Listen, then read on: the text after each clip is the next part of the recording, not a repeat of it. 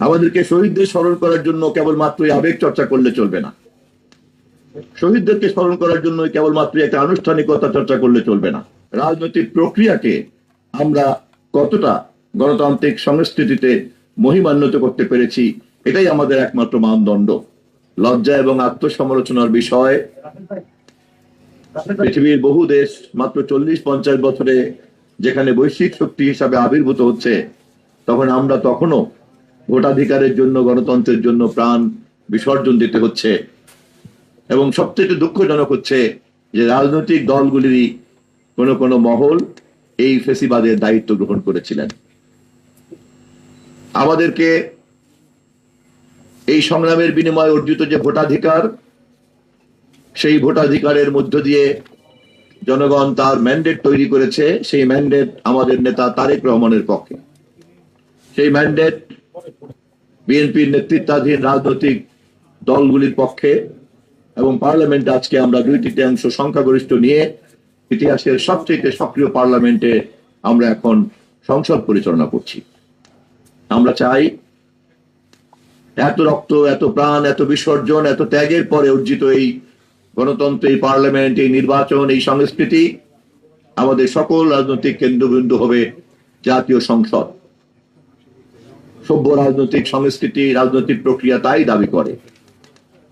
কিন্তু এটা খুবই দুঃখজনক, শহীদদেরকে স্মরণ করতে এসে গত কয়েকদিনের পত্র পত্রিকায় আমরা দেখেছি যে আমরা এই আত্মত্যাগের মধ্য থেকেও পরিপূর্ণ শিক্ষা গ্রহণ করতে পারি নাই বলে আমাদের রাজনীতিকে আজও কৃত্রিম ভাবে সংসদের বাইরে নিয়ে যাওয়ার একটা প্রবণতা কাজ করছে।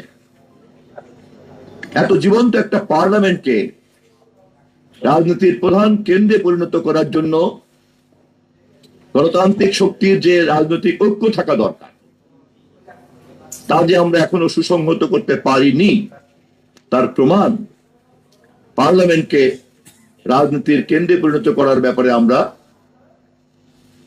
বিজয় অর্জনকারী দলগুলি ঐক্যমত চর্চা করতে এখনো পারছি না।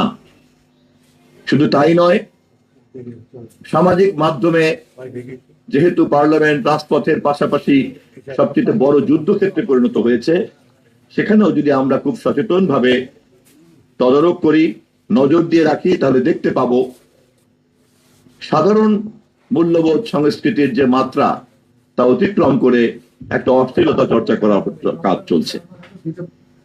সবচেয়ে দুঃখজনক হচ্ছে এই যে এই তৎপরতাগুলির নেপথ্যে যখন কোনো আদর্শের ভিত্তিতে করা হয়, তখন তা আরো অনেক অশনি সংকেত আমাদের সামনে হাজির করে।